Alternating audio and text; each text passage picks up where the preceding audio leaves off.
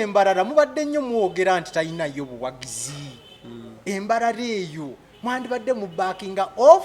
nomulaba oba anaafunayo yadde omuntu omu kati bibyo twabirawe kati naffe tubadde tugamba embalala baatugamba talinayo muntu omuntu atalina buwagizi lwaki mumugoberera ng'omubbi alinga omubbi w'akasimu nga Ssenyonyi byayoga tebirina mugaso olw'ensonga Mpuuga yabba ebitaano sente ezo bazoogerera nnyo ne bagamba parliament yaziteesako biki ebyo kati ng'ensobi eringa eriwo nti baazimuwa even before serving kati tutuuse ku mulundi guno mumpulirize bulungi tutuuse ku mulundi guno nga ne kooti yennyini kuba Mpuuga bamukaze nnyo mu sente ezo neyeggulako omusango mu kooti negamba sente ezo ntuufu okukola ki okuzirya kati tutuuse mu kaseera kano waba yazifunidde mu mateeka.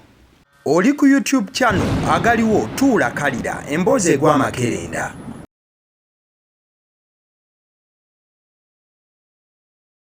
Abadde omwogezi wa poliisi mu Kampala n'emiriraano omukulu Patrick Onyango takyali.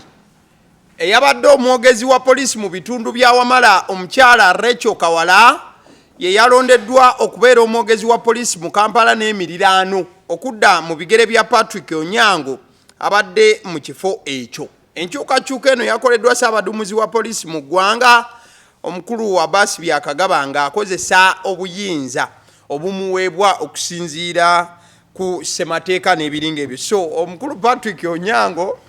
ababadde nammwe mumuwomerwa ennyo ng'alina engeri gy'aleetamu naye ensonga ze bw'atyo mu mpolampola. Kakati bannakampala bagamba mbu mataba gayingira gava waggulu gagenda wansi. Kati bali mu kubonabona Onyango okulimba kwa mulema badde etagujju aluddewo nno bambi bamugumiikiriza okulimba kwagala ne bamugumiikiriza ebbanga ddene. Bigambo bya One Michael. So tuyina omwogezi wa Kampala n'emiriraano omupya ali fresh omukyala Rachel Kawala ye yaweereddwa obuvunaanyizibwa mu line efaananako bwetyo. Abasiddi omusunsuzi erinnya eryange. This is the weekend show. Tubeera buli lunaku olw'omukaaga akawungezi ndine One Michael at the same time ndine Benito bajja kubuuzaako mu second bbiri then tugambe ebigambo. Abakulu tubalamusizza olunaku olwaleero tubeebaza okutweyungako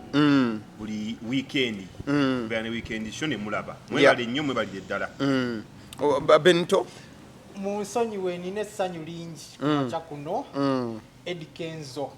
bamunominate nze ku Grammy. Exactly. Yes. The second time Uganda mulina olugezigezi naye record ziri awo y'omuyimbi asoose okuwangula BET ate yawangula mu category nga bakagintroducinga n'awangulirawo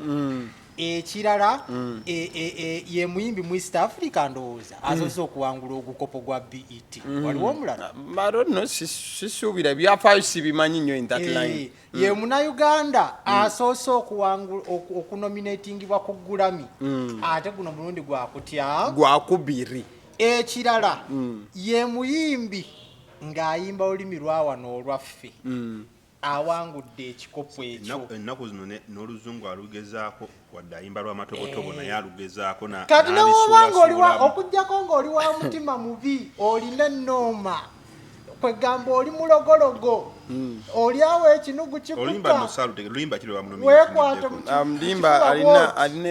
an international artist omulala gwali naye wekwata ogambe nti obulogo bunzigwemu tukubira Kenzo mu bugalo. Yes, congratulations Eddie Kenzo, congratulations Eddie Kenzo. Yes. Upon scooping a Grammy nomination. Kuraba cities gwabadde zine ebyokulonda nga fe bantu ba bulijjo fo tulonda omwana oyo yandirese namba. So congratulations Edrisa Kenzo Msuuza okufuna nomination ya Grammy Award. Tumusabire nti ajja kudda naye eka ayimbe ata akanye kuyimba abali bamuzalabwa ave mu politics abali bamuzala wandoza kati bajja kwekweka wansi w'ebitanda this time round wekukume wansi. Kale tugenda mu moment ya week One Michael. Moment ya week eyange ya politics. Yep. Batugambye nnyo nti Robert Kyagulanyi Ssentamu abawagizi balina bali mu Buganda era bagaba Buganda ye mulonda naye kyalabiseeko nti yagenda mu northern abantu bamugendako bangi ne Kalamoja yennyini batugamba nga nti typically NRM abantu baaliyo kati ate kyafuuse kyamaanyi nnyo bayita a lot of water we yagenze mu western region abantu ne bayiika kubanga lujjo NRM tugamba eyo ye waffe era ebifo byo babyekuumira nti byabwe naye abantu abazze okuwagira Bobi Wine baavuddewa eyo si western region so moment yange okulaba abantu nga bangi aba western nga bazze ku Robert Kyagulanyi Ssentamu okulaga nti bamuwa obuwagizi abantu nga bakaaba Maziga abantu nga baga tufunye mezaya tufunye omuntu agala tukyusiza ensi yaffe nabo bali eyo ffe tulowooza nga bye batugamba nti western typically NRM waliyo bangi abagala enkyukakyuka lwakuba tebabakkiriza kufulumya ddoboozi lyabwe alright kale olaba Benito nga akutamiza omutwe tolowooza nti nno ali mu kunyumya n'abakyala ku WhatsApp he is making some notes moment ye ya week moment yange ya wiki nalabyeko omwogezi wa poliisi ngagamba nti fuutu soja tomuwanikira omukulu Kituuma Lusoke mukulu Kituuma alusekanga muko tumanyi nti fuutu soja onamwanikira otya baluwa nti omukulu oyo waba address yaba mukamwenendawako momenti nga abanuupu bali mu nsiko walabye momenti ya nuupu ngaeri mu nsiko neŋŋamba singa tebavaayo bakwate bye bakwata tuzingeko Uganda eno yonna omulundi gumu andi kati oli agamba nti yagenda mu nsiko oli n'atugamba mbwa nti ensiko baagisaawa nalabyewo ensiko nga weeri ensiko yabaddewo waliwo omuyimbi atugamba nti twanigenze mu nsiko naye ensiko gavumenti eno yasaawa ensiko n'egimalawo naye nalabyeko ensiko lukyalubanga lwa mindi walabe ne musongola ebiti apokalipto ne mutega emitego ne mugamba nti aya mujje eyo ye moment ya alright one Michael muntu kyastandize out weekend bamuyita Lutoma kubanga esobola kya standing out omanyi Kituuma Lusoke yalina ku KCCA naye na KCCA yabeeranga nnyo mu buvuyo omwami oyo kati omanyi mu nsi yaffe kyafuuka nnomo omuntu okubanga speaking nonsense kikuweesa amaanyi nti obulamu bwatuuka nti gwe kasita osigala ng'oyogera ebikyamu bikuweesa credit okusinga okwogera ebituufu olinnya ne mu madaala kati Kituuma Lutoma simanyi Kituuma biki Lusoke oli wa mukisa nti gwe ostandinze out olw'okubanga byoyogera byonna Mike alinga agamba nti mu boogezi ba poliisi tetulabyeyo alinnye kwogera mazima tewali anti kati Uganda oba omwogezi wa poliisi noyogera amazima tokusobola kumalako na poliisi naye wosigala ng'oyogera ekikyamu omuntu ayogeza kwogera amazima yali Kaweesa Kaweesa yayogeranga ensonga mu butuufu bwazo era Kaweesa namulabako olumu nga omusirikale nga mubuuza lwaki bakubye ttiya gaasi olwaki obakuba ttiya gaasi why namugamba mumuggyeko emmundu mumusibebasobola nobagamba nti mweyongereyo ne beeyongerayo era poliisi teyagirwamu musajja wa kale Benito omuntu nze ku luzzi kwe siva Sara iziki Sara is tall ne mu parliament terikuba Lusoke twabaddeko enewa comedy store ne tubeerayo ku internet kuno tuleeseeko ensasagge omanyi twogera ebintu byamakulu nyo tulina reforms tugamba nogamba oba Mr. Luzi tukubayo copies za manifesto eno tugende nga tudistributinga ku buli presidential candidate akozeseeko oyagala bwagundi naye tukulabanga eyandi tudde obulungi mu kifo kiri eggwanga lino n'oliteeka mu line kale oluyimba lwowuliriza ennyo one Michael weekend oluyimba lwempuliriza ennyo lwa Pastor Wilson Bugembe bwali kujjukira so nkiteeka mu kifaananyi kya Uganda yaffe eno nti Katonda waliba atujjukidde ffenaffe n'olunaku lumu lugenda kukeera ensi eterere nga bannakyemalira bavuddewo oluyimba lwange lubadde nalinze Prince Job Paulo Kafeero waliwo wagambira nti nekookuze nako ku kyalo katuuza enkiiko emiruka ne katandika okwogerako akamanyiira akabasussa abaana abo lwero oluyimba lwange. Alright, kale tugende mu nsonga nga bwe zitambudde mu wiiki. Tujja kutandikira ne wiiki we yakomye oba weeri kati, then tujja ku unfoldinga nga tudda buzzi mabega. Bobi Wine embalala yatandikira kazo kiruhura ebintu we bitandikira okubanga bitekinga twist ez'enjawulo. Oba ngambe Bobi Wine mu Western Uganda sijja gamba nti embalala. Yatandikira kazo wuyo kiruhura but waliwo akavuyo kangi nnyo. Ekyasinze okubeera nga kikubanga climax y'embeera eyabaddewo olunaku olw'eggulo embalala bwe babadde balina bwe bamaliriza rally yasoose kati nga balina okwolekera ku rally ey'okubiri. Abasajja ne babasalako wakati ne batandika okuba nga bavuba omu ku omu. Mwana mwala Olivia Lutaaya mubamu ku bakwatiddwa yabaddeko amaaso mangi ti mukyala amaze emyaka 4 mu kkomera yakavaayo just akabanga katono ate yazzeemu n'akwatibwa ate mu mbeera yabadde enzibu ennyo nti n'abakyala badde bamuyimbyemu mukwata balemereddwa ne kireeta abasajja ababadde bambadde leeya ne bamuvuba bwe bati ne bakola ki ne bamugjawo. Omulala ku bakwatiddwa ye mwana mulenzi amanyiddwa nga Jamshid Juko agayo yakolanga bodyguard wa Bobi Wine in the absence of Eddie Mutwe Akileo Kivumbi n'abalala abali mu makomera. Jamshid Juko abadde atambulanga n'omukulu ne Haitawa bwe babadde nga babeera ku mukulu era Haitawa akulembera Jamshid najja nga ali ku line n'omukulu bw'atyo. Jamshid naye namulabye the way he was whisked away yabadde ndalalala muko. In fact abo bo balabika batwaliddwa mu nteekateeka yaabwe then ne wabawo ate abalala bakwatiddwa mu bungi abeekubyeyo ne ka video nga bali munda mu kitruck era badde basubiriza nti badde babatwala ku barracks. Latest as we are doing this video enchayo olunaku olwaleero ennaku z'omwezi 8 November lunaku lwa Saturday Bobi Wine bakedde kusalako era hotel mwe yasuze kubanga abadde ayolekera ntuŋŋamo mulayini efaananako bwe tuti newankubadde byabaddewo but abadde akola ki ali mu kkubo okwolekera. I think ngenda kutandika ne Benito koze ebibuuzo ayina bingi nnyo then I will cross over to one Michael. Nebaza nnyo NTV okubeerawo ku ground. That is a credit from me today. Manyi twabagamba tiimu emu we batebaagala kubeerayo bakwata lwaki mubeesibako nnyo.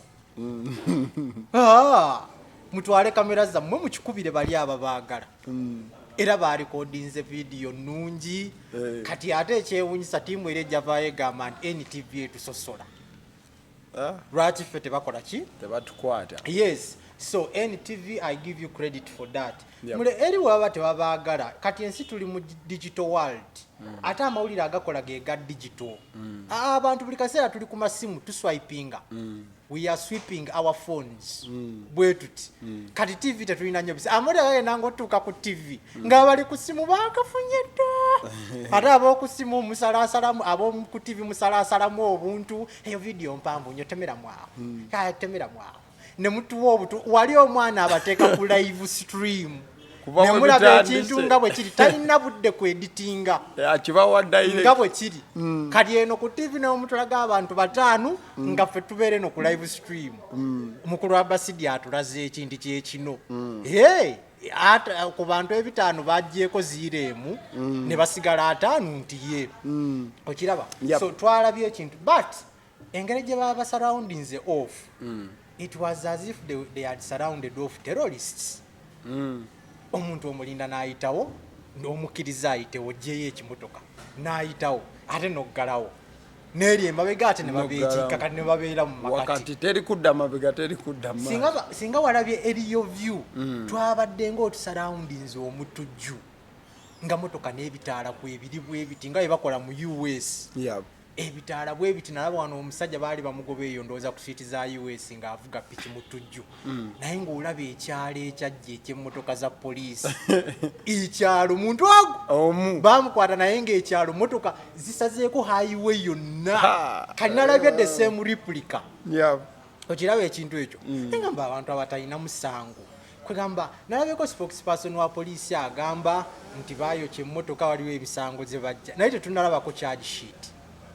Tenulabako waranti ya anti era gwogamira charge sheet eri police tozingako bonna ogamba nti kati twalabyemu kubanga mutugamba nti you are an intelligence whatever you are an intelligence section mulina obwongo obukola ogamba nti mubayokyeza motoka yaffe twalabyemu katongole ne tulabamu kyeswa ne tulabamu opio awo betwagala era bwogenda ku campaigning you look out for them weba tebalimu ate era bagamba nti ensonga lwaki bajja erira nti era balina be baali baagala omwogezi wa poliisi atojumiza ebintu nga biringa ebiri mu past tugamba weba nga biri lwaki temuba arrestingirawo wennyini nti onayo afumisa omupiira gwaffe empiso oba emisumaali tumukwatirawo wennyini tumutwale ate n'olinda nga batambudde oba banga ki oba batuuse embalala oba wanoga kati we arresting from ebintu byotunyumiza bya mabega nnyo nti crime ze baakola baazizza eri mabega kanizaawo ndaba nga ki so nalabyemu nga you arresting people roughly abantu tebazizza musango teri gwe bakubye baligoberera muntu waabwe ne mulinnya waggulu ne mulwanulayo you're going to cause accidents mwabadde bangi nnyo nga poliisi eringa poliisi in our uniform you looked like a group of bandits nga mulinga ababibbi mulinnya waggulu ne muwambula abakazi kwegamba nalabye nga abakazi babambula abasajja mukwatirira abakazi amabeere naye what is wrong with these people omuntu yenna has the freedom to resist arrest as long as his crime or their crime haven't been read to them omutwalo otya tonnamuwa musango gwe yakoze kati apoliisi eyinza okwekwasa nti they are resisting arrest kati bateesemu n'amasanyalaze abantu bakubisa umeme abantu kati bakubisa umeme negamba kati ate banakwata ku muntu eyateze bbomu waliwo wano webabalula mbu bagoberera nga balina bbomu ne bagoberera nga balina bbomu bagenda tulisa bbomu ne bagoberera naye nga tabanyina kumanya bagenda gitulisizaawa mbu olwatuuka awantu bbomu gye baali balina ne babalula kanengamba no police yagamba nti they neutralized them neutralizing kubakuba masasi tebakuba masasi bomu yaabwe yenyini yabuba neutralizing yes neutralization omuntu omulabira eri n'omukuba obuyiso omusanyalaza n'ava ku boda n'agwa neutralizing nga kyebetwalira kyenyini kyekyabakuba kati webanakwata kwaba abatujju n'embeera gye bakuttemu miya supporters n'aba NRM n'abalabye nga bagamba what is wrong abantu mubaleke ate eyo embalala mubadde nnyo muwogera nti talinayo buwagizi embalala eyo mwandibadde mu backinga off nemulaba oba anaafunayo yadde omuntu ogwo omu kati bibyo twabirawe kati naffe tubadde tugamba embalala baatugamba talinayo muntu omuntu atalina buwagizi lwaki mumugoberera ng'omubbi alinga omubbi w'akasimu alinga omubbi w'akasimu ne babakwatakwataawo bayuziza yunifoomu z'abakyala ne tulaba obukunya bwabwe ate n'omutegesi w'akalulu kano tobangayo ku sayidi emu yokka olina okritisizinga bino ebintu ndaba oluusi n'abasirikale be baatuwafe otukuuma ba candidates mubateeka mu bad situation olaba abasajja bagoberera Bobi Wine naye nga nabo beewuunya kati tutaase ono oba tugambe bano bannaffe nti abange temukwata ku muntu waffe oluusi nabo mbasaaza abasajja they are just following around mubateese wadda we badda batambula naye batugamba tukuume omukulembeze waffe naye ate tulinga we are forces against other forces okiraba ekintu so bw'omba nga you are seeking for peace nkirabamu nga bano abaagala okureplicating ekyali e Tanzania era kyakoze kirungi nti kamera zaabaddewo balabikaga Tanzania bino bye baakoze naye era yamaze n'alayira okategedde baafudde bameka waliwo eggulire eryakubye omutwe omukulu ogw'e Tanzania n'empunga the standard in Kenya bagita the standard ne bagamba nti ensi kati efuuse oba kwegamba lusuku lwa mirambo blood bath kanengamba these boys I think want to replicate that kubanga Africa I don't understand African is and power we like replicating things ate ne bagendayo nti alayira nazinika invitation n'abakulembeza abalala ne bajja ne bagamba congratulations kongula bakulisaako naye mulimu abaafudde aba opposition babasibye talina bakulembeze ne mujjanga mulinga abagamba nti eno yenkola kati ndabira ddala nti yadde Mawu yatugamba nti it is going to be the most peaceful. Why are we seeing only one camp being run down? Camp emu gye barwaninga down. Aba DP bali batya? Aba FDC kiki ekiriyo? FDC nalabyeko ku nadala mafabi nga ali mu kuvuma Bobi Wine. Abawagizi bakyakulanye bamugoba gyagenda okukolera campaign. Baatali nabo. Bwe tugenda mu bifo bagamba mugende genda tuli banuupu. Ate n'alumba kyakulanye. Mbwe abanyi benjaga biki. Abo nabo bagaba bavuganya mu 7. So nalabyemu obutali bwenkanya. Omwogezi wa poliisi wayogedde ebintu yes crimes ziyinza okuba nga zaaliwo naye obeera ne charge sheet. Abantu abagenzi where are they going to arrest people who had committed a crime oba you are against Nuupu camp nga mwagala kuyoola buli wa Nuupu kubanga eno muzindalo otugamba bazizza omusango oyagala gamba nti kampu yonna yazizza omusango kubanga tebasosodde tebasosodde abemuludde bukabe bano byenalabyeko eyo mu nsi kuba tusimanyi kati boda baziresaawo ziri stranded kati mwana ali ku boda ya looni yabadde agikolerako campaign walone yabadde bamyagalo jijjawo omusajja yakubye omwana wa boda omuteke kanalabye boda nga yabadde agikwatako abaana bagenda kudda ku zero omugagga anoonya boda ku traka boda eri ku gundi simanyi waba naaziraba eri mu barracks kwegamba nalabye nga mukuta ababoda mukuta abali ku campaign trail mukubyeti ya gasi mu motoka mukoze ebintu bingi at the same time when spokesperson atugamba nti bazizza omusango naye ojja buzino ogamba abantu nti tunoonya kiberu mwali produce him taliimu kale ate gundi wakola bwoti ne bwoti naye no bw'oyogera ebirala nga ate eri bakola birala kiba kitegeeza you're giving contradicting statements eri ku ground batwa statement ndala balinga abakwata obukwasi abantu kunyumirwa nti tumujjeko tiimu gyali nakuba omukulembeze kye baamukutteko tebamukutteko naye ndowooza baagala kumuggyako support system kino ekimutambulirako kati simanyi kijja kubeera kya buswavu nga gye bakoma okumuggyako ate abantu beeyongera. Sometimes I think this government supports the opposition indirectly babakubirako campaign kubanga waliwo omuntu awo omuntu akalulu olw'ennaku nabambi namwe mututamiza ebintu ebyo kamutiikinge namutiikinge mbaddewo oli naye kantiikinge omusajja mumubeerabeerako nnyo n'ebitaliimu n'omwana omuto akiraba we are unruly as police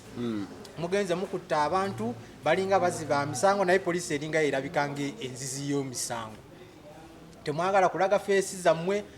amasaati gammwe uniform zammwe nababuuza lwaki teziriiko mannya omuntu awamantabu wammansi feesi zaabwe ono si mukiibi suuku tunula eno mu kamera tula suuka omuzuuminge si ono osigaze eddakiika 2 omuntu otuuka bulungi n'obagamba am officer so and so we are looking for such people for such crimes tonenya muntu ku resisting arrest kuba tonnamwanjulira musango gwe yakoze osooka mugamba nkutwalira nsonga bweti naye mwenna temwogera omukulembeze wagamba mundeke ngende ndabe ku baana bange mututte bameka aye nemugamba nti tolagaayo mutwaleyo mugambe baabo abatunuleko muli bameka kati ayabadde eno ng'aweereza yabadde muli bameka neninda olyaddemu nti 15 tebayinza nakwebala okiraba so poliisi mweddeko poliisi gye tukomanga oluusi tubawolereza nga tugamba mukola kituufu ate mulinga abakolera gavumenti erimu mu buyinza oba mulinga abeekubirira ennyo ze kyenalabyewo alright one Michael byonna obirabi omanyi fenga bannayuganda omuzungu yatuleetera eddiini nti buli sande bwe tubeera mu kereziya oba mu kkanisa tusabira omukulembeze w'eggwanga naafuna emikisa egyo ndowooza buli sande bagala tusabire mu kuwaayo ebyetaago byammwe ekimu ku bisooka basobola kusabira abakulembera kereziya ne baddako omukulembeze w'eggwanga Uganda Katonda amuwa amagezi Katonda amuwa obukuumi obugenda okukulembera ensi eno kati kubakulembera nabeggwanga lino wabanga siye ndowooza emikisa gye tubasabira mu kereziya ate bafunamu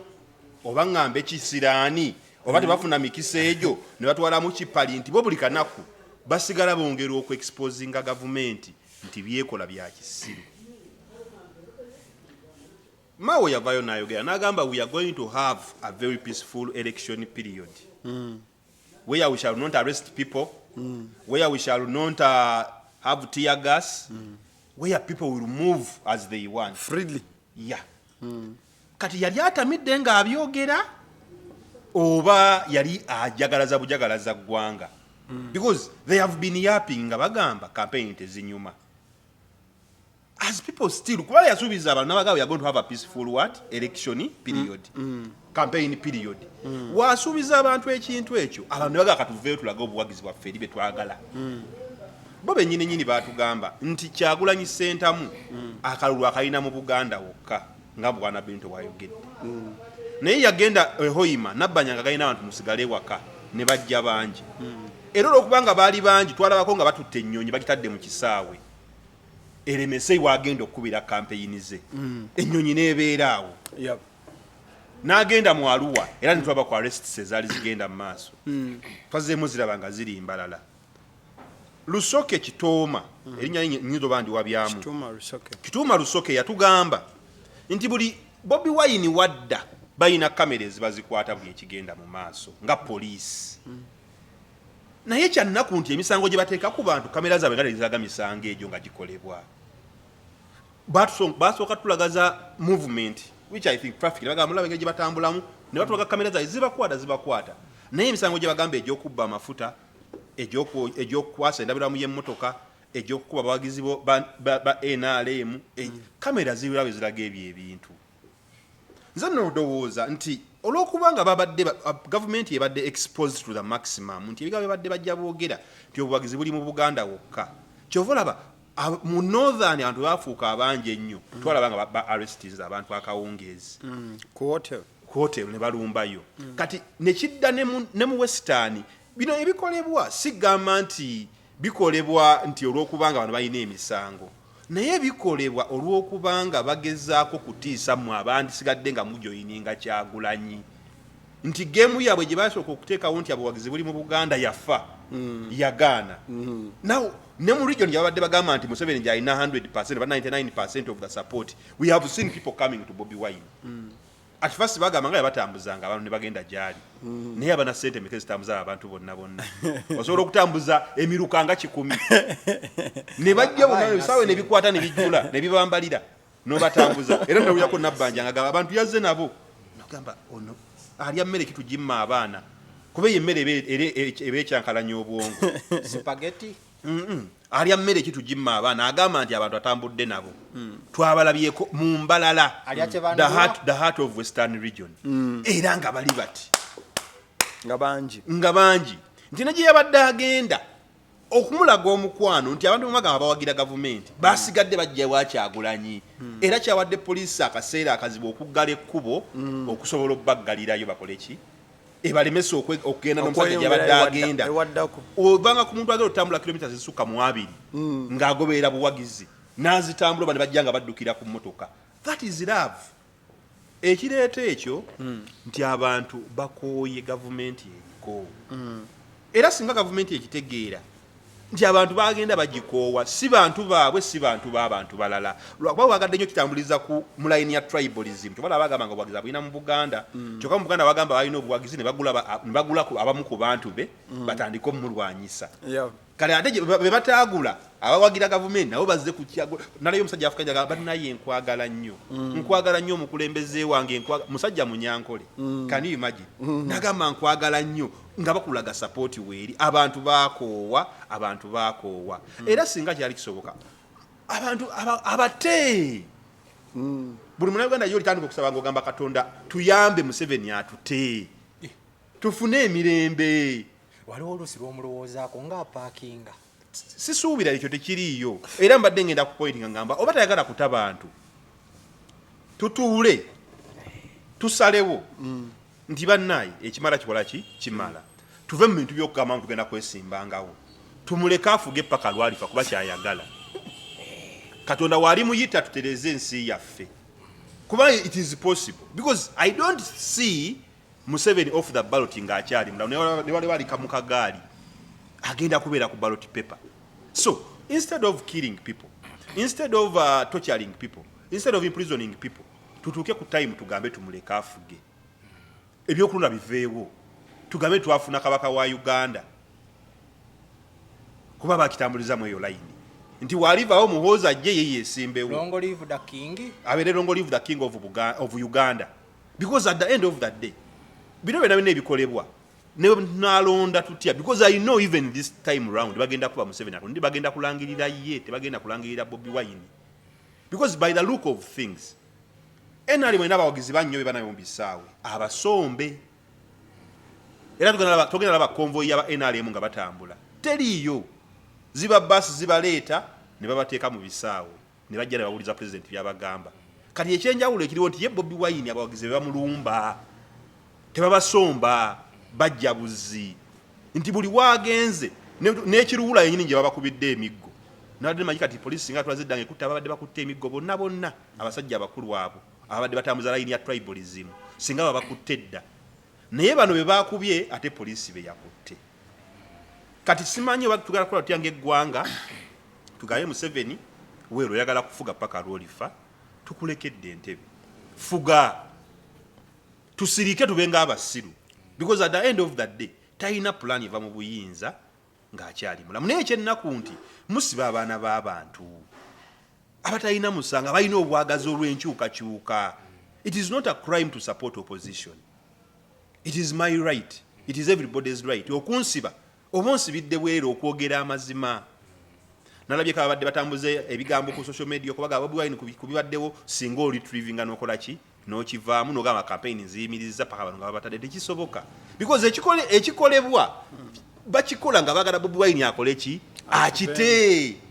bagala akite because the numbers are continuing to be more and more. Buli wagendo wagizi already bamwanisanga candidate. Buli wagendo wagizi bweyongera kuba bungi. Buli wagenda tuba tumanyi nti kati Hoima yesinze Aluwa n'ekikuba. Tuba tumanyi nti Aluwa yesinze Kalamoja n'ekikuba. Tuba tugamba nedda bannaye kati eno gyagenda tagenda bafuna.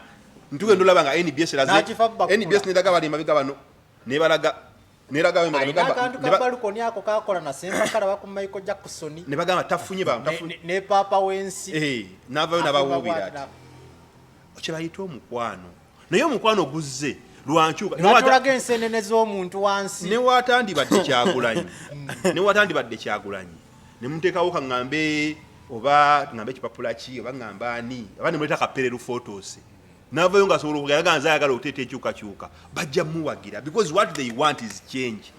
Your overstay has caused people lose hope in that whichever person comes they will support him. All right, yandibadenga protest kati kino kigenda eri abakulu aba police mwogedde bingi ne mulimba abantu well omulimu ogusinga obuzibu mu ggwanga lino okuba omwogezi wa police oba w'amagye nti kikuleetera okuba nti oba we bagukuwa bakwata ejjiiko ne basenamu obwongo obwandi badde bulowooza on humanitarian basis ne babusenamu ne bagamba nedda kati tutwadde mu kabaketi tuleseewo papeti yaffe naye buli kye mukola njagala bawa kyakulabirako ekyokumpi ennyo temwerabya nti afande omala yatuuka okufa nga tusondera musondera essente okufuna obujjanjabi naye nga yaliko mu position ya poliisi ng'akola naye yatuuka okufa ng'abadde bamukoza tasobola mujjanjaba ng'ali mu kusaba abantu bamusupporting afune obujjanjabi n'afa. May his soul rest in peace. All right, Kale, that is one mic for you. Era avunanyizibwa ku buli kyoyogedde naawe ovunanyizibwa ku bigambo byo. Twamaze bitesaako. Twabitesezaako naawe. wamno CAI wabitugambe tubyogere. Kale, away from that, I think kansooke politics wano. Omusajja tujja kumuzza wali ebbali. Kale, twabadde tuli awo ensonga endala eddirira eno y'ensonga y'amataba. Amataba gafuuse amataba wiiki yonna. I think tuva nago wiiki eri. This time wiiki eno ekibaddewo ekyenjawulo zibadde engagements ez'enjawulo ez'abasuubuzi n'obukulembeze kusuubizibwa musimbi na wano nti bagenda kuba nti nno babaliyirira n'ebintu ebigwa mu kkowe eryo. Kyabadde top tap ne riot oba abantu okutandika okukola ki okwekalakaasa tiyagasi n'okuvuga n'avuga era ebintu tebyasse mirembe. Kati abamu bano ababadde beekalakaasa n'abasinga okwekalakaasa kw'amataba kwamaliriza waliwo bakifeesa abakubya abaki abantu. Kati ate okwekalakaasa kwabano okwabaddewo kwa tiyagasi bate babadde beekalakaasa lwa rent emiwendo gya rent egirinnye n'emisolo emingi. But kyonna tujja kitwalira wamu basuubuzi weekend embeera gye babaddemu. I think tusooke ne Benito still waliwo eyaŋŋambako lumu nti ensonga lwaki awo tewabeera nnyo babbi along that stretch nti omugagga Hamu yapangisa abamenyi b'amateeka n'ababbi bebakolawo abandibye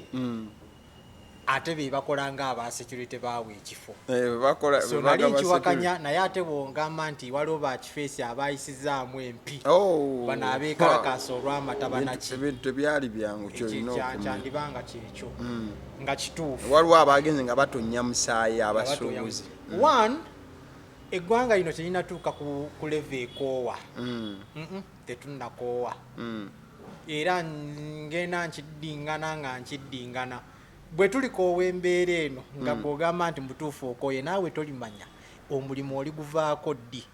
ne weesanga ku roundabout wano ey'okubitaala ng'okutta ekipande nga kigamba nkooye otwanyi twonna sikyalina era olwalabye ng'abaana engeri gye baddusa abaana bonenga banaasobola protest vote abaana bano kati yagasi 1 2 3 bonna nga bagenzi not flattering naye nakyayonenga tetunnakoowa waliwo time nga tekirina forced eggwanga lwe likoowa erigamba nti kino nedda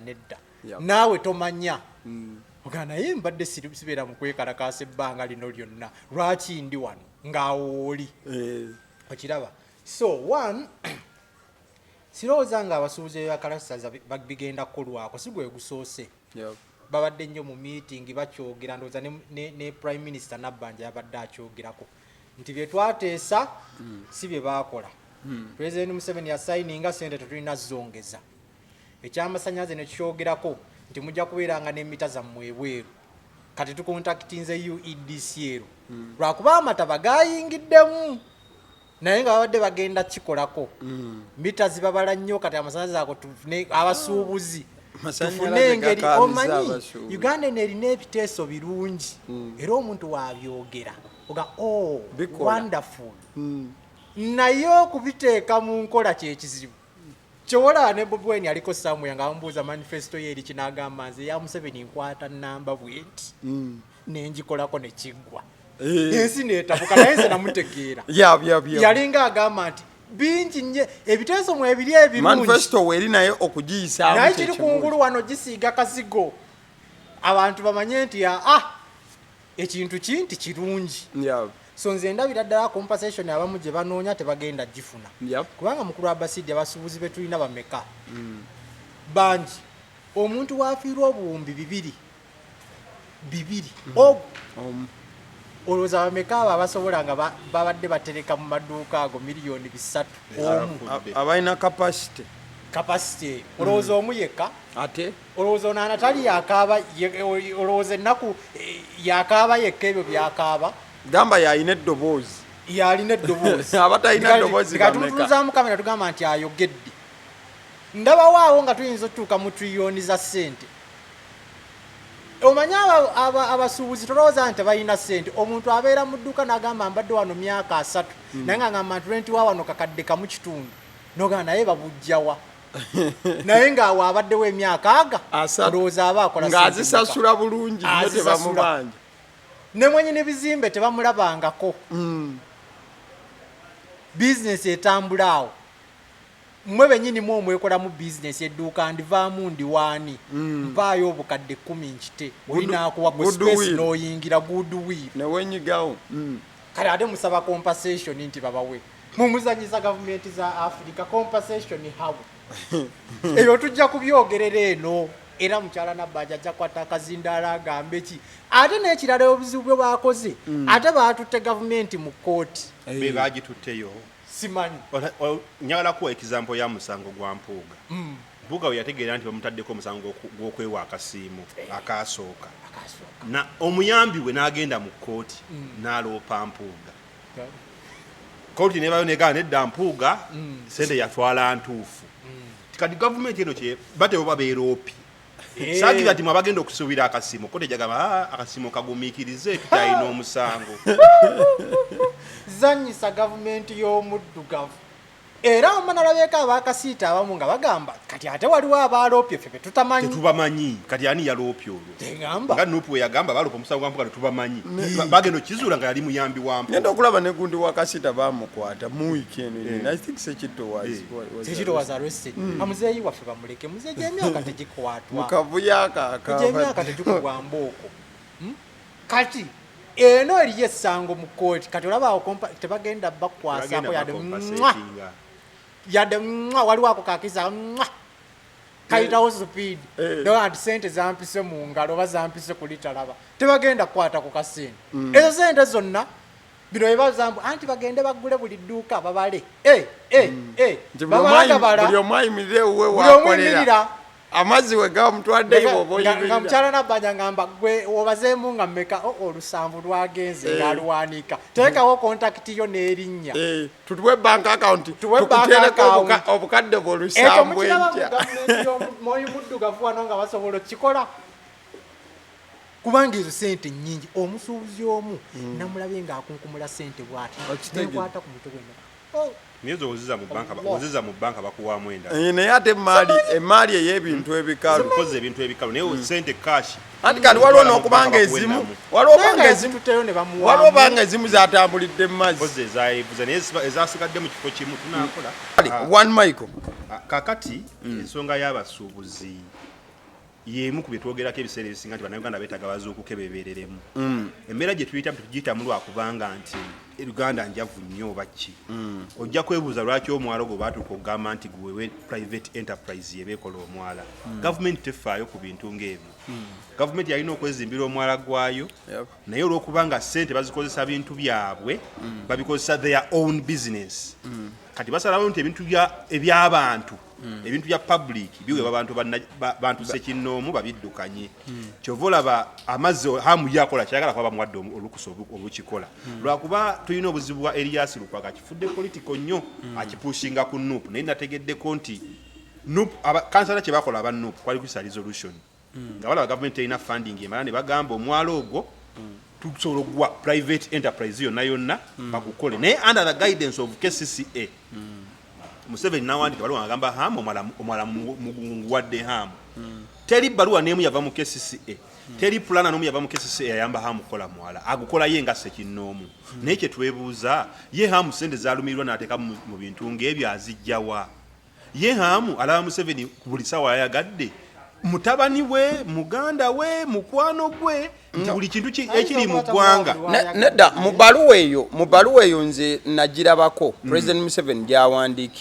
gyawandiika okuwa hamu obuyinza bwe yawandiika ebbaluwa eyo yagamba nti yalambulwa ne hamu engeri gyagenda okufunamu yagamba nti bw'omaliriza ogudevelopinga structure z'ogenda oteekako zifunemu kubanga omuntu akola asiimwe era alina okubaako wafunira yenfunamu yamuwatya ekisaawe ekya Nakivubo n'amuwa paka yadiyo nayona n'agimuwa we yazimba amaduuka ago era gavumenti yefuniramuwo okubanga omuntu sekinnoomu omuwadde projekiti ng'eyo kati omuwadde n'omwana nakwazimbeko bizinensi ze bannayuganda tufuniramuwo lwakuba ekyennaku kiri nti batuteeka mu position nga bannayuganda nti gavumenti ekozesa ssente y'omuwoomusolo neteekawo ebintu byayo nekozesa ettaka ly'omuwoomusolo neteekawo ebintu ne bafuna omuntu gwe bakozesa najja n'azimba ekintu ate ffe ne tumupangisaako era ne tumupangisa n'akuŋŋaanya renti w'opangisa n'oyingira edduuka n'osigala ng'osasula renti osasula n'omusolo ne ziba nga ssente zigenda mu channel egyo osasudde omusolo bazimbyemu ekizimbe nojja nosasula edduuka noteekamu emaali yo nosasula omusolo omulala ne baba nga bakuŋŋaanya kati zibakugjeemu ne baziteeka ewalala abantu babadde banjawulo bangi twalinako abasajja balaba era ojja laba nga ne project yattuka bagambe kati hamu tugenda mugobawo naye nga has to be paid basajja balaba yasasulwa ne tuba ne kano mujenyi naye naafuna compensation kati ne hamu mu myaka nga 10 ajja kuba asasulwa olw'okubonyaabonya bannayuganda naye nga sente zimusasulwa zamwiwa musola ate nga yatukuŋŋaanya mudda zaba yali adde ebbanga ddene emabega kyannaku nti ensi yaffe etambuliramu ebyo weebityo naye ndaba nga for example kati singa focus esinga bana batukulemberamu bya security bandi badde batunanya omwala ogwo nebaga for safety purposes atotaddamu okufuna buzibu nga bubaddewo katulabe ekyokukola nalabye afanda ebigoda ali ku bya politics kyokukozetenga ku bintu bitaasa abantu n'obulamu bwabwe kale that is one mic for you kale awo nga tuvuddewo wiiki eno wabaddewo nti propaganda abadde atambula nti Joel Ssenyonyi 650 yakwata yateeka mu nsawo ye yavuddeyo okubyogerako nagaba nenze sirabangako yadde siringi 5 balimba ne banaziteeka ku akawunti yange njazeesamba janzizeeyo gye zivudde saagala ku sente but wakati nga yeegaana 650 ate agamba nti ow'ekitiibwa yakutte bina omulundi guno n'ateeka mu nsawo kogatta abakulu bali ba commissioner ba parliament abalala abasaidia NRM omanyi bali bana ba commissioners abo Mpuuga Ssenyonyi then omukyalo oli honorable n'omulala ng'agamba nti this time round era bazzeemu ne beewaayo akasiimu ka bina buli omu the omukulu Ssenyonyi yavuddeyo n'agamba nti ono Joel Ssenyonyi ali mutuzanyirako bya bufuzi at this kind of mu budde nga buno ali mutuzanyirako bya bufuzi byayogerako tabimanyi omukulu Chris Obore yagamba nti Joel Ssenyonyi engeri gyali mu kwogera ku ssente zino alinga agamba nti omuntu ojja buzinoka mupe yawe ebina n'obyetika n'okola ki n'obitwala there is a process eyitibwamu clerk wa parliament n'ayisaamu na byonna I think kyatandika naye Benito Joel Ssenyonyi tannawakanya process ebayitamu kufuna ezo ssente yawakanya ssente zennyini muzifuna mutya musiimibwa ku lwaki era mu statement yagamba nti nze mpakanyiza ddala zino ssente bafuna zaaki kati Ssenyonyi propaganda gye mumuteekako nti yalidde 600 omanyi there is what we call background check buli omu alina history we Joel Ssenyonyi ayinza okukwata ssente ezo ng'ataazirwanyisa nga we yawe yakwatako ddi okiraba ekintu ekyo so tugenda emabega w'omuntu ne tucekinga history ye ssente mmeka zaabadde ajja ng'alya ye ono wabanga bino 600 alwegaanye oli ow'ekitiibwa bino ebina abyegaanye akoleyo ka vidiyo abyegaanye kubanga yabyegaanye kati awo tugudde dro Ssenyonyi yeegaanye 600 n'ow'ekitiibwa yeegaanye ebina naye lwakuba wa NRM lwoli omuntu ng'agamba nti alabika alina byakozesa mutamiivu ku byayogera manya ebyo ebina alabika yabiridde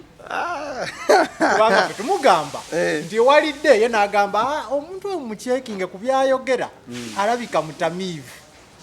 yeebalabye n'ensonga emugamba nti walidde tubuulire walidde oba nedda oyo mukebere obwongo bwe bulabika tebukola alina ebiragalalagala byanywa kati nga petutudde ku TV bwe tuti musajja atumalira ebiseera tugaana atuuka ddi ku mulamwa ebina wabikutte oba nedda kati atunyumiza mbu Ssenyonyi alabika waliwo beyanywa mpozi bikya bamanyi ebyo bakozeseyo mu kampu zaabwe nabatandika omuntu yenna yeekwatakwata ku bisubi in most cases ayinza okuba omwami ono ebina yabikutteko namulabye ne ku facing ebina bimulabye nganyonyola yes Ssenyonyi agambye kino kyekiriwo kuba Ssenyonyi ebintu byayogera atunulira ddala mu kamera ng'omulabira ddala nti ayinako yes biri bagamba yali abawaayiriza bamukuba mu kooti n'atagenda na bino bave bagambe nti tumutwala mu kooti akakase ebigambo kubanga omuntu atula bwati n'atula mu maaso ga kamera n'agamba waliwo ze baalidde endala olowooza ebintu aba abijja 1.6 billion aba yakoze research we so nze ngamba nti olukaaga Ssenyonyi balumusibako obusibi tayinza kuvaayo Ssenyonyi ku background ye nga bwemumanyi n'agamba nti saaziridde ne wasiika ku akawunti nkebera akawunti buli kaseera ate ne mugamba nti yaziridde ndaba nga tekikola nnyo makulu ndaba eri sayidi era eyinza okuba nga yalidde kuba oli mu kutunyonyola ate atuboleza bali bye banywa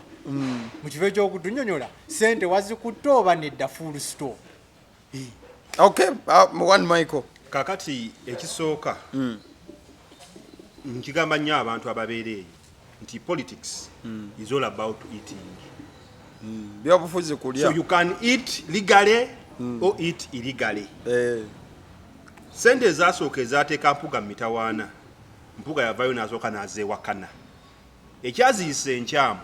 nti baazimu tanaba na kusaavinga 3 months in office ne bamusiima n'akulita ne million 5. Kati amala okulita ne 5 nupu emujjayo era ensobi awo we yava because omuntu abbye mufo kyomujja mu kifo ne muga tukujje kukina ekifo genda ku mabbali owummule ate bamusindika kufuuka commissioner ne bamusindise mbwa commissioner nawe agenda kukola ki kubbirayo. Kati nze this time round ndi wa nupu naye ndaba nga Ssenyonyi byayoga tebirina mugaso olw'ensonga Mpuuga oyabba 5 sente ezo bazoogerera nnyo ne bagamba parliament yaziteesako biki ebyo kati ng'ensobi eringa eriwo nti baazimuwa even before serving. Kati tutuuse ku mulundi guno mumpulirize bulungi tutuuse ku mulundi guno nga ne kooti yennyini kuba Mpuuga bamukaze nnyo mu sente ezo neyeggulako omusango mu kooti negamba sente ezo ntuufu okukola ki okuzirya. Kati tutuuse mu kaseera kano waba yazifunidde mu mateeka kuba kooti yagamba teziyina mutawaana. Okitegeera nze ndi wa nupu nenjogera kyere yagamba teziyina mutawaana. Kati oba yazifunye bate yazifunye is eating right money because court approved that money. Presidents bagisetingira ku mulundi guli obwasooka we yazibbira nezimuzaalira akabasa amalo zibba mumukaza neyeggulako omusango. Kooti tewalina yamanyi nti kooti etudde tuba tulya twafuna results nti kooti etudde negamba sente zaali ntuufu esaze kati wazirya kuno omulundi amusajja mutuufu lwakuba kati olwokuba balaba nti kibaswaza bali mu kwewakana naye neziri basooka zeewakana n'aba NRM baga tetuziryangako tayimu neetuuka nga bagaba waye twazirya era bagenda ne ku mikolo gya Mpuuga ne bagamba n'omusajja mulungi nnyo mutusirikira leader of opposition zibange naye ono abadde mulungi nnyo era Mpuuga mumulabiranga ddala nga balowooza banamasaka basiru nti sente ku guno omulundi for the first time in life I am accepting. Omusajja sente yazifunye mbutuufu ezibanga zaweereddwayo sente entuufu kwa kooti yagamba balye sente yaabwe. Ne Ssenyonyi yandiziridde we zijjeewe kuba olwedde anti kati yagenda kuba atya bakifaananyi ky'opposition naye nga sente ekitegeeza Ssenyonyi olukaaga 5 we lugwako vu kati mutoto Mpuuga aba alidde 900 million mu kisanja ekyo. Lwaki weebuuza alwana okukoma mu parliament is all about eating. Kale nga tunaatera otuuka ku nkomerero wiiki eno yennyini omwana muwala amanyiddwa nga Asio Florence straight out of Kedia tuba tuli awo nga yanjulwa gwe yali alina okwesimbako nga yamwanjula nga Asio run duka misinde my daughter second duka misinde Asio alabwako nga yeekubye ekifaananyi n'omukulembeze w'eggwanga. Speaker ndoza nayogera mu ngeri ya mundabye nagamba oyo nno mulaba yaddaze okuneesimbako yali mu bifaananyi bya nuupu yali alabika bubi naye bamukubye ne bwe yayininanye you have the microphone symbol ekiwala kinyirira oba Asio yalabye ekkubo namulabiddewo ng'omusana yakoze eki yagulabye naye nabagamba wano nga twogera ku Robert Doba style yali yeetaagisa abantu awo kubanga ebbanga lyonna baatugamba nti eyo ebukedeya unopposed ebaddeyo ne batuwa history oweeyo tayagala kuvaako ne mbagamba wano nti Asio mwandi mubaddeko 24/7 waayiwayo akacyayi nga mumutunuulira cyayi tamutuga tamutuga bw'agamba nti ngenda manju nga mugenda naye nga mumukuuma era ne mba n'ekisezo ndi mwandi mutadde ewa babi n'asula eyo ne musitula kyebalina okukola kuba naye bamukeze genda kubeera nominated. beere wa Babi tulabe bakujjayo batya awo yandibadde mu bukuumi obw'ekitalo ng'alinga mukulembeze presidential aspirant ya Asio. Kati otuuka otya okuba conference n'olugamba nti bamuwambye kyokama Nuupu yalagajjalira Asio kubanga otuwadde history nti luli bali babayo bandikoze eki kubanga oli batugamba nti bana ababiri abasooka meeting y'ekyalo yatuula negamba abo se tubaagala bwe watu we batugamba kati maybe Nuupu katugeze nti Nuupu yali mu panic mu kaseera akatono balina forwardinga candidate kati nga neebuuza Nuupu yakolako robadoba style eddayo eyatuula meeting z'ekyalo yabuuze nti ono Asio ali atya tinaye yandise ku ground yandigenzeyo nebabuuza kubanga nze omuntu omu yangaona nga Benoni okimanyi nti those people are related nti ono omuwala gwe bateeseewo muwala wa speaker negamba tekisoboka negaya muwala we mwennyini tekyasobose naye gwe tunula tulabe ebiddako ngina obulanga amuyita my daughter ekitegeeza gavumenti infiltrated Nuupu and presented their candidate within their camp. And government yasimba omuntu mu Nuupu ate never successful. Kati kyenagamba nti oluusi gavumenti byekola namwe opposition mubikoppe. Kati Nuupu lumu namwe musimbewo wa Nuupu mu kampu eri naye ng'alinga wa NRM. Bamusule mu NRM. Yes. Kati wanonga akalulu kali kumpi ekizinga abanyare bagamba owa NRM tetwamulabyeko. Teyanominating yabadda twamukubidde amasimu nga takola ki kiba kitegezo when you pya bayise one opo awambe kati muteekayo eri nga wa Nuupu tulabe president Museveni ne government enatunula etya nga bagamba owa NRM gwe mwasimba we yabadde abasajja bamunonjeza n'abula so Nuupu anoppose bwe bukodyo kati ndaba nga Asio bamulaga ajalira omwana oyo kati speaker yabadde mu kubalaata tayagalangako politics tabyagalangako kati ate bambadde daughter of a speaker ng'akonjera Nuupu n'abesimbako within your camp awo Robert Sero ndabanga bagiragajjaliramuko katono tebagikozesa bulungi nkimanyi bayinza okuba baali mu panic naye bagamba nti bana ababiri baganye ekyalo kyatudde mwali mulina okonsultinga omuntu ono gwe tuleeta omwana oyo ne ku face wamulabanga yazannya bulungi Asio you a good actress you should join the movie industry.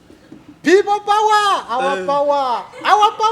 people power. My president teacher gulanyi namfulako bwasika natunulidde face ya Asio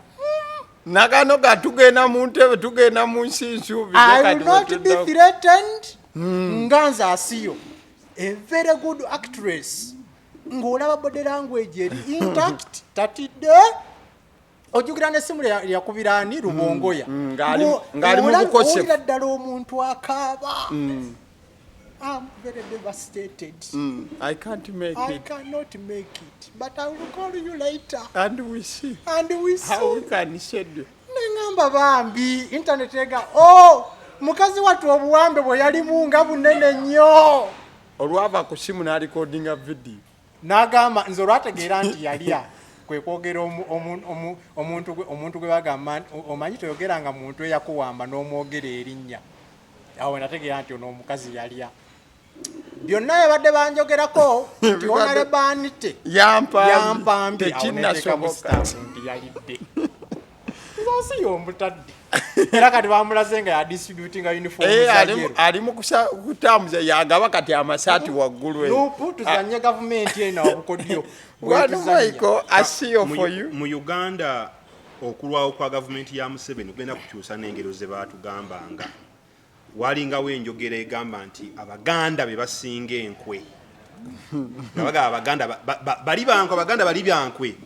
kati Asio oguninyoko Asio oguninyoko Asio Muganda bagamba nga Abaganda be basinga okulya nti Asio nnyoko kati Asio Muganda maama wo ekintu ekiri mu ssente basebo ne banyabo njagala obbakakasa politics is all about eating oba olidde otya oba otya buli muntu golabanga ayaya n'okuyingira ekifo ky'obukulembeze anoonya ssente tewali kirala Museveni yatukola binti mu kifo kya bukulembeze kiteekamu ssente ng'ekyennaku ye yeewa omusaala ogusinga obutono afuna milioni 3.5 naye afuna 3.5 yasasula omuntu milioni 3 memba wa parliament afuna 3.5 naye MP gwakulembera n'afuna 3 anti demokrasia ki kugamba yatusiriwaliza mu ssente nti buli gwolabanga ayaayaana aba anoonya kulya kati embozi ya Asio eyo ndowooza ye bajjayo bano abakyala ne banoonya aliwo yasomako ayinza okutuyamba okujja nga generally baagala kumwesimbako because those two ladies have even said nothing ever since kyekikulaga nti nupu ng'ekibiina oba opposition yonna yeetaaga okugenda ekole ground search ng'obudde bukyali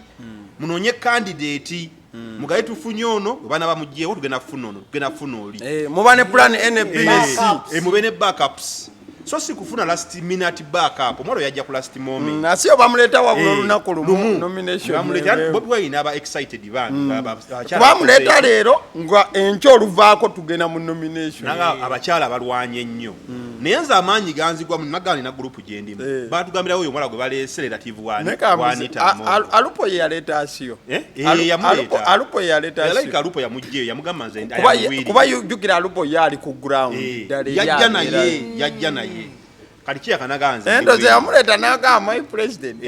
we have gotten somebody who can replace me nakati kambuuze Asio aba yeeteeka atya mu tageti omanyi Benito lowoozaako Asio yeeteeka atya mu tageti naaba nga yaliwo mukadde akatuufu kakati nina n'okulowooza nti oyinza n'okwesanga nga speaker sagala nomwogerako nnyo oyinza okwesanga ku gulawundi ye yateekateeka omulagaano kamba kyankalanye tubasindikemu kino ekiwala anti naye ŋŋamba Benito wamma kyembuuza Asio yeesetinga atya nabeera mu budde obutuufu mu kaseera akatuufu nti alupo yajja awammanda bwe yagwamu evvu ojja kwesanga ng'onookwagala okulaga amaanyi nga bwe yakoze eggulo nga yakikola akigenderedde n'agamba bano kamba kyankalanye mbaweerezeeyo ono kati ne alupo n'agamba weeru tufunye agenda otuyambako because ekyo kikulaga nti ne ku gurawundi omukulu asobola okukubika basobola omuwangula ebukedi yeeyo kyova olaba yalwana nnyo bano abaali bazze nga abali green tebalina kagamba yabalemesa okukola ki okujja okwesimbawo kati ne bayayana ne bafuna omuntu gwe baleeta oba gwe yali yasetinga bo nga tebamanyi ne bamuleeta naye omuntu oba ne political career kati Asio ayinza bali talina political career gyayagala kubuildinga ye nga yali afa kimu kwagala kulabisa nupu nga maybe ne senate yaziweebwa nga she was never paid because when you look at her sente yagenda muwa mmeka oyo ojja kwesanga oli yamusetinga n'amuteekawo ajje naye olwokuba it was last moment nupu netaasesinga ne bagamba why tufunye agenda tukiikirira tumuwaddeyo kati ebyavuddemu byebyo so speaker oyinza oba oli w'amaanyi ng'olaba owangudde naye ku ground kitulaze nti oli mutiitizo otya okwesimbako nti they can beat you and it is possible olaba kaddagayi yali kangano ne bamwesimbako lwaki ono abalemesa kale as we are getting kubanga ne magogo nawe ne ku magogo yabalemesa ne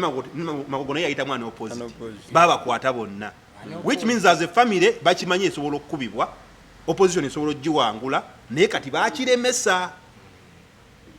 kale as we are getting out of here omusajja omuyitale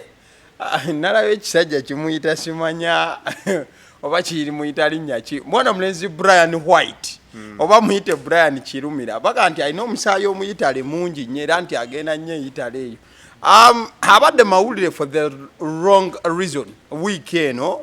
okuva bwejja okutandika omwana omuwala agambibwa okuba nti yafiire ewuwe Carol Nalubwama ebintu tebirabise bulungi wabula week eno yavuddeyo ng'ali mu ddwaliro n'acwana n'akoona buli kyabaddewo nedda tekisoboka ze sinnatta ku muntu bampaayiriza Benito omanyi omuyitale kamwa kabi kassa Sseroganga kabaka aba awamatuka mu kibira eyo Sseroganga naye gyayita alaba kabaka avaayo bwatunula tunula bwana ono si kabaka kabaka nga amaaso alaba Sseruganga okola ki na lindako okuddayo nkulabula kyolabye eno mbadde nva ku byamakulu togeza n'obyatula Saabalwisaayo bali mu meetinga celebration jayisa abasajja ogonde girasi ziyitaawo olubeere waragi tonto biki basimba Sseruganga Lusinzi ya waragi agikubye mu ttama okugimalamu bwati kwe kujja eri mu maaso ga kabaka nti agundegunde ayisa abasajja ogunde tunagundanga babiri kabaka bwe yeebwala bwa Sseruganga okola ki wano Sseruganga awansi okwogera ebyali eri mukasiko alowooza ki ekyaddirira omutwe kali ye Brian White ekisinza omukola obubi ayogera nnyo n'ekisusse tumubuuza ensi yonna eyagala kumanya omuwala gwe wamutta oba siggwe full stop talandika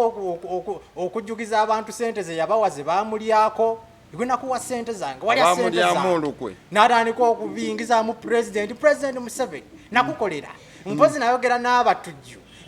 omuntu eyayogera n'abatujju n'ataasa gavumenti namba okuva ku batujju oyingira otya mu busamize sente zakuggwako ddi